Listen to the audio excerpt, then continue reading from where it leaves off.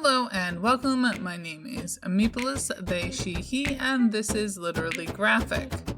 And today we're going to be flipping through queer picture books. Everything from pronouns to donor-conceived children to books about trans parents to mummies and so much more.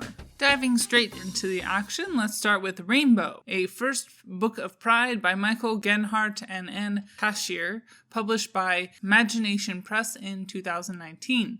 I ended up rating it 3 stars because it felt a bit basic, but where would we be without a very early children's book about all the colors of the pride flag? Next up, we have If You're a Drag Queen and You Know It, by Lil Miss Hot Mess and Olga de Dios, published by Running Press Kids just this year. It's another title for younger readers, but the premise is catchy and there's lots of fun motions.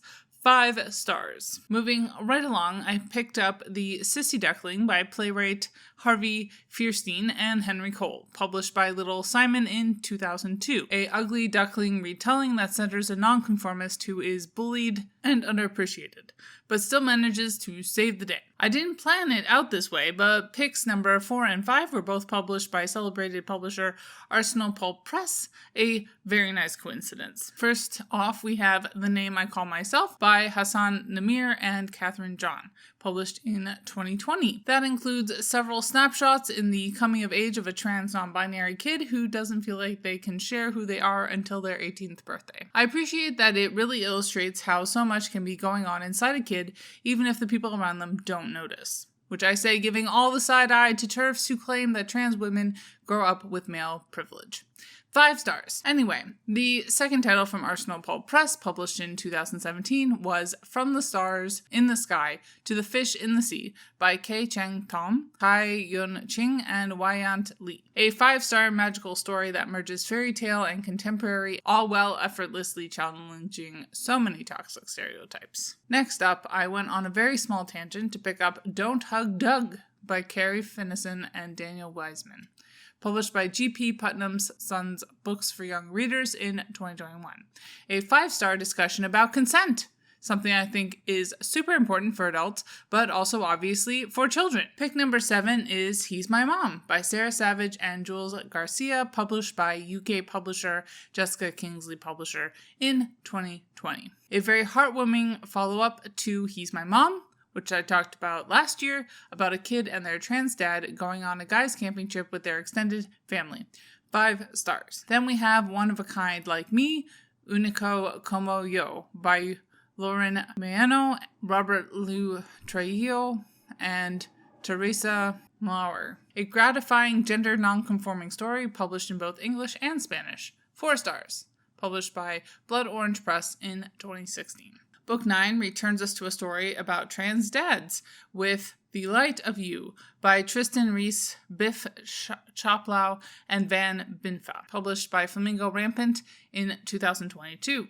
I appreciated being able to highlight both this and He's My Mom because it points out how no trans experience is the same, and some trans men will want to be called mom and some will want to be called dad. Also, a good reminder to everyone talking about abortion rights right now that men can get pregnant too. I didn't realize this would be a book that included parts for the reader to fill in, but I thought it was cute. 5 stars. Next up, I picked up Ritu Weds Chandni by Amaya Narvankar, published by Yali Books in 2020, a book about 2 women getting married in India.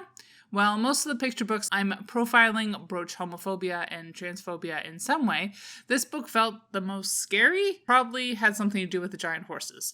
Still beautiful and an important reminder of the international nature of the queer community. We go by many names, but we have always existed everywhere. Moving right along, I couldn't pass up the opportunity to read What Are Your Words by Cathryn Locke and Anne Passchier, published by Little Brown Books for Younger Readers in 2021.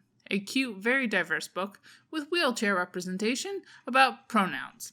Leans into what some see as the worst case scenario, wherein a child goes on a journey of trying all the different pronouns and shows there's nothing to fear. 4 stars. Second to last, I wanted to highlight the apparently self-published book, Zach Safari by Christy Tyner and Giai. 4 stars. They do take some steps to mitigate super strict ideas about sex and gender, but they don't go 100% of the way. Your comfort with their phrasing of most men make sperm and most women make eggs while they explain the gritty details of reproduction in an age-appropriate way, will vary. And last, but certainly not least, I happened across a lesbian picture book from 1990 featuring a Black Canadian girl. In Asha's Mums by Rosamund Elwin, Michelle Pulse, and Don Lee, the plot revolves around Asha's teachers and classmates simply not believing her when she says she has 2 moms. And unsurprisingly, this book was apparently heavily banned over the years. And that's all they wrote. Bye y'all, keep reading and organized to end capitalist oppression. And as always, Literally Graphic is recorded on the traditional territory of the Mississaugas of the Credit First Nation and Anishinaabe people, the Haudenosaunee Confederacy, and the Huron-Wendat Nation. I live here because of British colonization, Indigenous genocide, and more geographically specific, Treaty 13, also known as the Toronto Purchase, which was finalized in 1805 between representatives of the Crown and certain Mississauga peoples. This treaty was a lie and has since been broken many times over. Saying so reflects only my own small steps towards knowing the truth and does nothing for reconciliation.